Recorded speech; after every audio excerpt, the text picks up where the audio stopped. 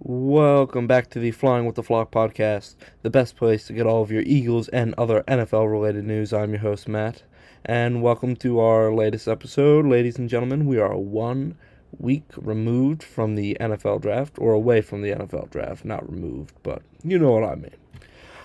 So this episode we'll be talking about some of these last minute stories and rumors coming out of the draft as a whole. Getting my thoughts on some Eagles, who the Eagles would probably take at pick number 32. Some other bigger news that has been happening around the NFL that could majorly impact ways that teams draft, especially within the top 10. We'll get into that in a little bit here. But before we get started, uh, I would like to ask you guys to leave a like and subscribe down below. If you could also leave a comment, that would be much appreciated. Um, yeah. Follow us on Twitter or X, whatever, and try to interact with us through there. But with all that being said, let's hop right into the news. So our first topic for today is so right now, before coming into the NFL draft, before Cam Ward had this giant surge in popularity, and he did earn it, especially through his senior year at the University of Miami. Um, the consensus top quarterback used to be Shedeur Sanders. He used to be like, okay, he's a franchise guy. He's good, not great. Needs to work on stuff, but you can bring him in. He's going to listen, although he's a little bit of a daddy's boy. You can bring him in. He'll listen. He'll work hard for you, and you could have a franchise guy out of him. Since the start of this entire draft process, and since really the end of like the last few weeks of the college football regular season, Shedeur Sanders has slid a bit. Obviously, with Cam Ward taking over the top quarterback spot, and let's just put it how it is. Cam Ward is more physically gifted. He's almost a lock to go number one. He's already signing deals with Under Armour. Yeah, he's just a lock to go at this point. It is what it is. There's nothing you can do about that. But where it starts to get tricky is now there are heavy rumors that both the Browns at 2 and the Giants at 3 are willing to pass on Shedeur Sanders and most likely take a quarterback in the later round. Obviously, with the acquisition of Jameis Winston, the re-signing of Tommy DeVito, and the signing of Russell Wilson, the Giants are kind of set at the quarterback position, at least for this year, for them to get over this hump. And maybe if they don't perform well, maybe they get a shot at like an Arch Manning next year. Or who's the kid out of Penn State? I forget what his name is anyway. Or a Cade Klubnik out of Clemson. But weirdly enough, the Browns need a quarterback. Yes, they just re-signed or signed technically, but they brought back in Joe Flacco on a 1-year, $4 million deal. They also have Kenny Pickett as well, so they have a couple of good quarterbacks. They are not franchise guys whatsoever, but they work hard for whoever they play for. Put it that way, and they've individually have seen success at different levels. Obviously, Flacco much higher with him winning a Super Bowl with the Ravens. And Kenny Pickett has done well. But looking at how it falls now, it's weird to me that the reports are right now is that the Browns and the Giants are willing to skip on quarterback at 2 and 3, which means the next quarterback needy team would be the Saints, and we'll get into why that is in a couple minutes here. But at pick 9 would, as of right now, be the earliest that Shedeur Sanders could go, and him down in the bayou would be fun to watch. Him under a Kellen Moore style offense, play action. Him with Alvin Kamara, him with Chris Olave, would be a fun team to watch. It would not be good. let's just put it. I still have the Saints, even if they draft a quarterback here. I have the Saints probably finishing dead last in the league in winning next year, no matter who they pick, unless they somehow hit on a generational talent. I think they're kind of screwed with their situation because it's going to be hard for them to bring in guys because of their cap situation. So the earliest I could see Shedeur going is 9 as of right now. If things change, we'll cover that in next week's mock draft, which will come out the day before the draft. But there are rumors that some scouts and insiders actually don't believe Sanders is even a first-round talent, that he may slide to the second round. Now, I personally do not see that happening. If he slides to the late 20s, some quarterback-needy team is bound to trade up and take Shedeur Sanders. But the latest I personally see him going, and we saw this in my mock draft a few weeks ago, was the Steelers at 21. If he slides all the way down to the Steelers, that would be another solid fit, another good organization who could help develop him, but they would really need to sit down and focus on trying to get him and Tomlin on the same page. Realistically, it's anywhere between 9 and 21, and that's such a huge window. And with trades and stuff, we could see a team trade up. We could see a team pick early in the first round, then trade back in the first round, like the Raiders. Do I believe that Shedeur Sanders is a first-round talent? Yes. I do believe his timing and his fundamentals, for the most part, are probably the best I've seen in the past 2 drafts from a quarterback.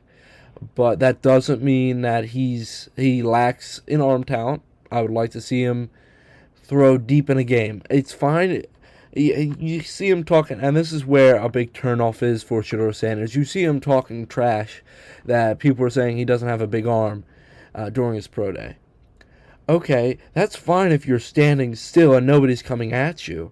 But behind the Saints offensive line, let's say he goes to the Saints, or even behind the Steelers' offensive line, both of which have taken hits with losing starting linemen this past offseason, you're going to get eaten alive. You need to either pray to God that you run the ball and then try to play action a little bit, or you need to hope that the offensive line finds the secret sauce that the Eagles have been hiding for years. I mean,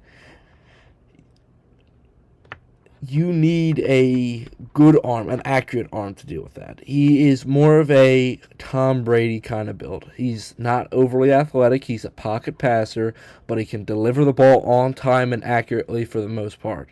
His fundamentals and his footwork is way better than Cam Ward's, but his arm, talent, the angles that he can hit, are way worse than Cam Ward. So that's kind of the trade-off that you're getting here. Me personally, we'll see where he lands in my mock draft next week. But I believe that he could go anywhere between 9 and 21. No earlier and no later than that. So we'll get into more of that next week during our mock draft 3.0, Palooza, whatever you want to call it. Call it whatever you may. But we'll get into where I realistically see Shedeur Sanders going and how the news that we're going to talk about next year really impacts his draft stock as a whole. Alright, so next up on the docket we have the Derek Carr news, which has come out recently.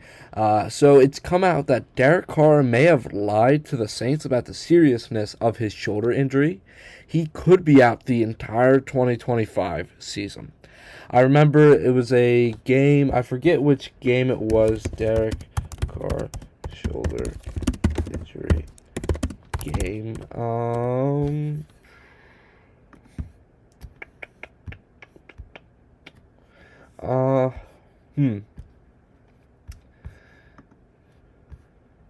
Yeah, I forget. It was the second to last game of the season, if I remember. He's been dealing. So what the rumor is right now is he's been dealing with an AC joint injury in his throwing shoulder, in his right shoulder, and he apparently played through it through 2023. Okay, that's fine, I guess, but what came with it is it was never able to fully heal. And so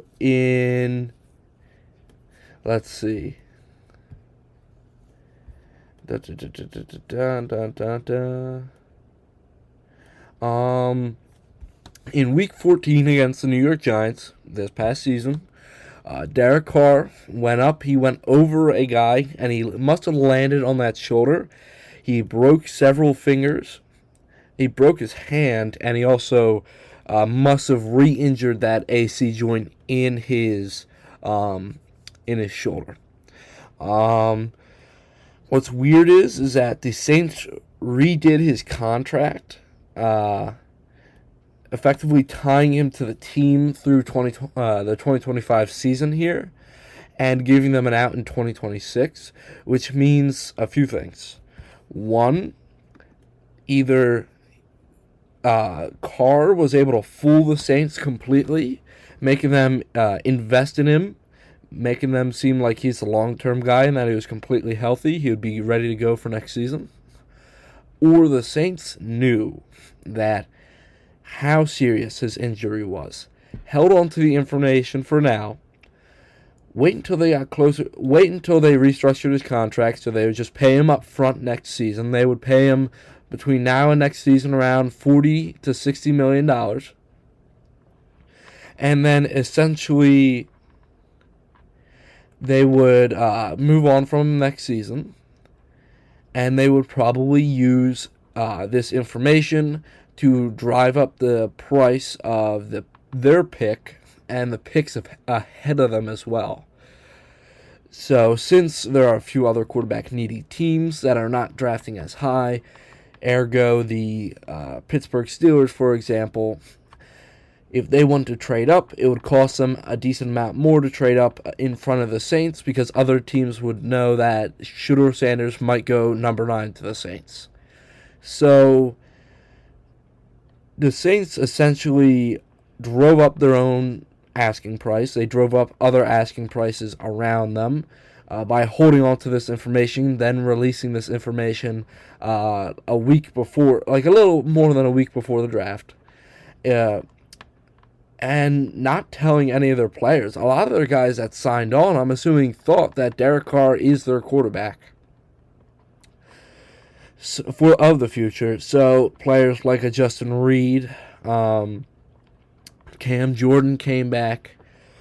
Players like veteran defensive guys especially, signed on thinking that Derek Carr was their quarterback and they would be able to move forward, hopefully with Kellen Moore trying to adjust this offense to being the best version it can for them.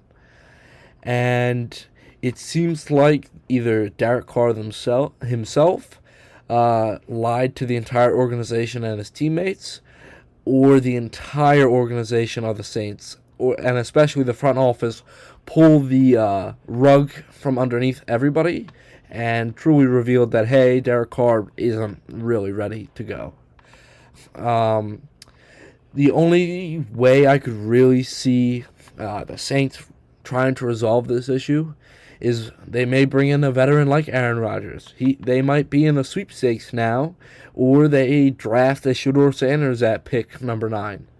I mean, obviously it's going to be harder for other teams to draft in front of them now, but they may just use that as a mind game to get somebody to get some draft compensation over the next few years. So it's more of a wait and see.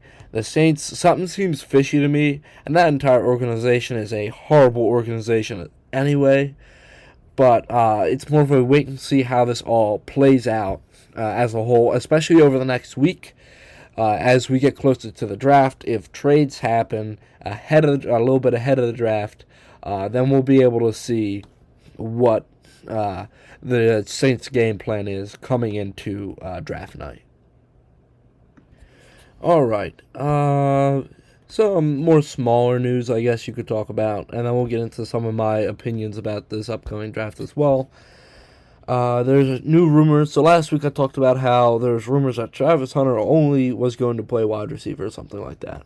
Well, now Travis Hunter came out and said that he will not play in the NFL unless he's allowed to play both sides of the ball.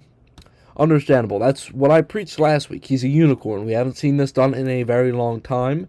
It ups his draft stock, and it makes him more valuable as a player, especially when it comes to the table in 4 years after or 5 years after his rookie deal is up, and he tries to negotiate.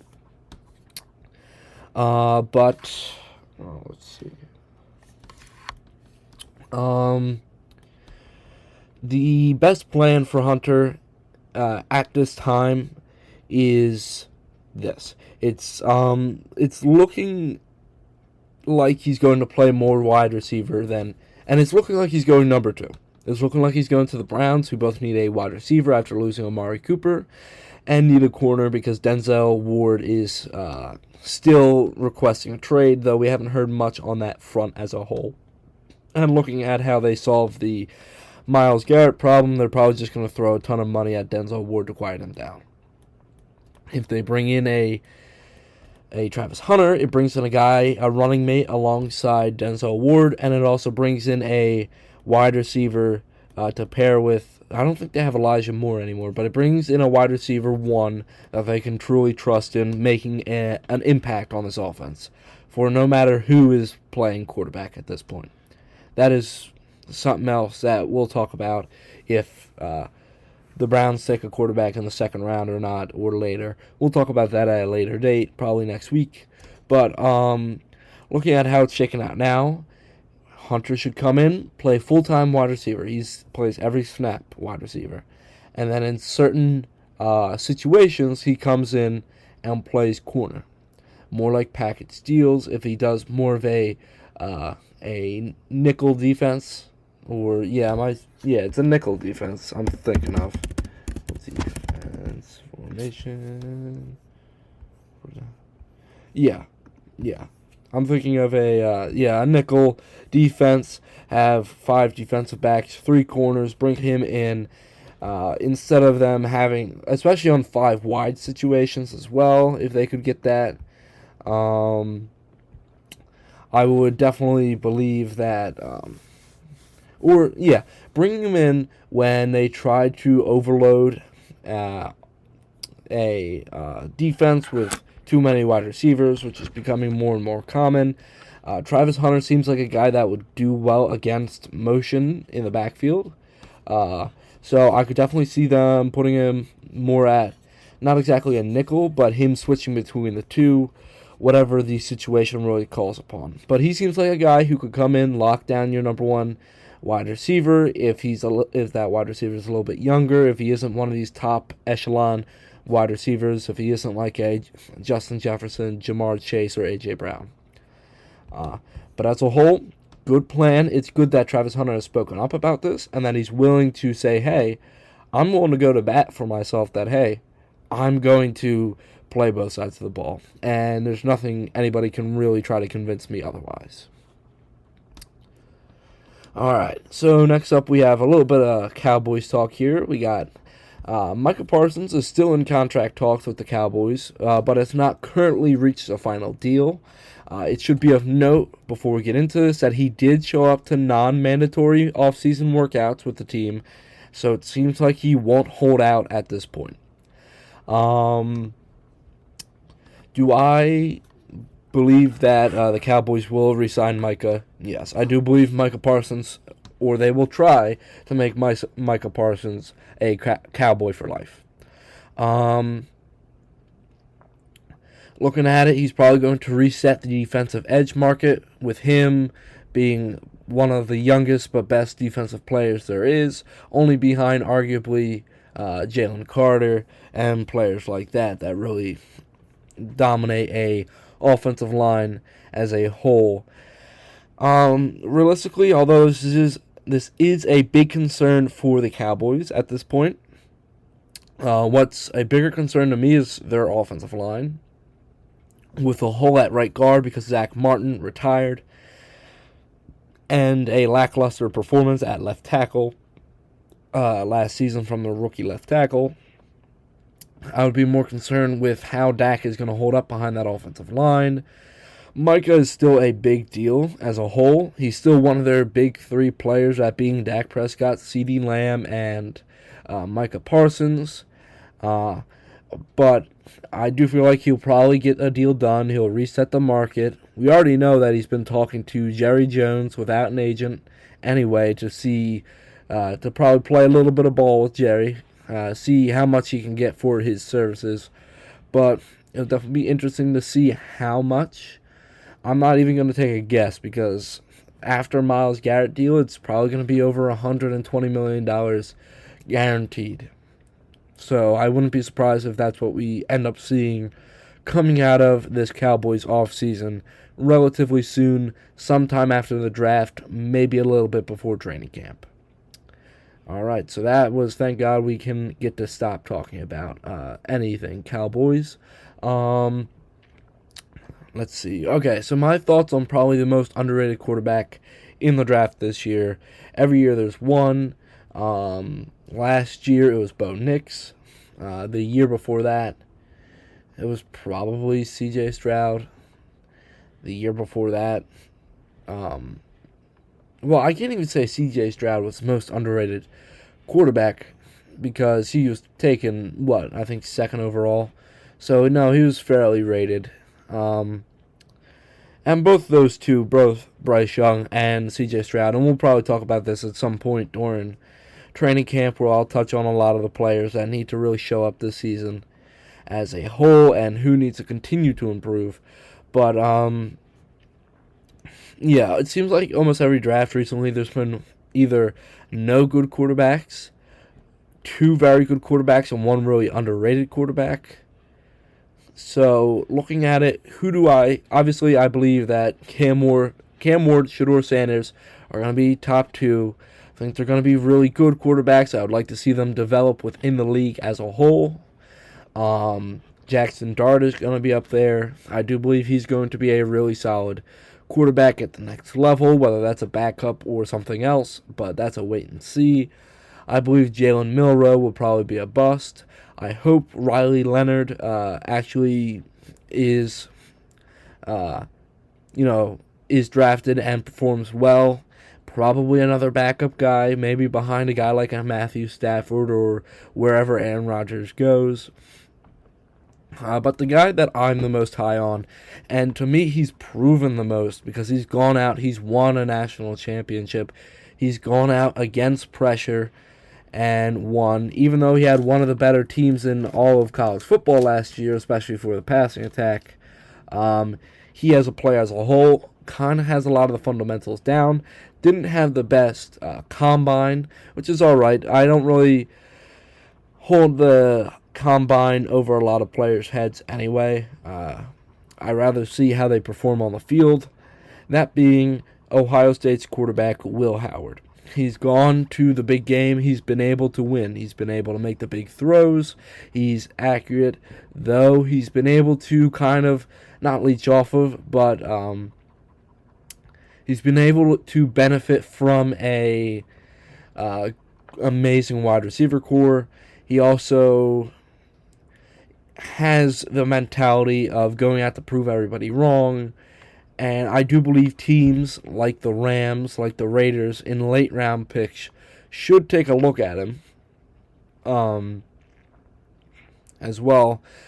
And just allow him to sit behind some of these veteran guys like a Geno Smith, like a Matthew Stafford, like an Aaron Rodgers as well. Maybe he's a good Steelers build quarterback. He's a big guy, big arm, can move maybe a little bit but not overly too much. And if you bring him in, he can sit behind Mason Rudolph and whoever else is going to be quarterback one there, whether that's Rodgers or somebody else. That's to be determined. But as a whole, I do feel like Will Howard ultimately will probably be the third best quarterback in the draft, and probably will outperform Shedeur and possibly even Cam Ward, depending on everybody's situations. But that's what matters most, is where each of these players go so they can enhance their abilities as a whole. All right, finally, who I believe that the Eagles will take or may take at pick 32. There are two options, and obviously if the Eagles move up, this could change a little bit. They could go safety, though I think that they may take safety in the second or third round. Here are my thoughts on pick number 32. Looking at all the players that the Eagles brought in to their 30-day, or their the 30 players that they brought in for their personal or private workouts, out of the 30, normally they draft a lot of those guys that they bring in because those are guys that they like. Unlike other teams who bring in guys and then draft somebody that they didn't even realistically talk to. But I do believe they will either take one of two positions. One being corner or one being edge rusher. With the two best, in my opinion, being on the board at that time being Trey Amos, corner out of Ole Miss, or Donovan Ezekuru, Eziraku. We're going to figure out that name by the time that the NFL draft happens, in case that we draft that guy. But edge out of Boston College, both of them I'm fairly high on. Both of them I would love to see in Eagles green, midnight green. Obviously, a good corner to pair across from Quinyon Mitchell, who a position that we really need and a position that we kind of need to tackle as a whole, or an edge rusher to add depth at that position to help out both Jalex Hunt and Nolan Smith. There's still one more guy I'm forgetting about that I always forget about. But bring in more depth pieces and bring in a guy that's going to try to perform immediately and at the highest level possible is what I'm realistically looking for the Eagles to do. Whether they trade up, that's a possibility. I could see them trading up and trying to take a guy that they know is, look, this guy's the guy. But I don't think they're taking a safety that early. They could bring in a Justin Simmons off of the free agent market, depending on how much he costs. But I feel like that would be a later, training camp kind of thing. But yeah, those are the two positions and two players I do believe that the Eagles could go with their pick number 32 in the 2025 NFL Draft. Alright, so that's going to be it for this episode. Again, sorry for another shorter episode this week. Next week will probably be longer because I'll be doing my mock draft 3.0, and obviously it will be the day before the draft, and then we'll see how much I actually get right. Might be a lot, might be a very little, might be nothing at all, honestly. But I do feel like the first two picks are kind of locked in at this point, with Cam Ward going 1, Travis Hunter going 2. So, with all that being said, remember, please leave a like and subscribe down below. Follow us on Twitter for more interaction with us here at Flying with the Flock Podcast. But with all that being said, hope you all have a good day. And remember, go Birds.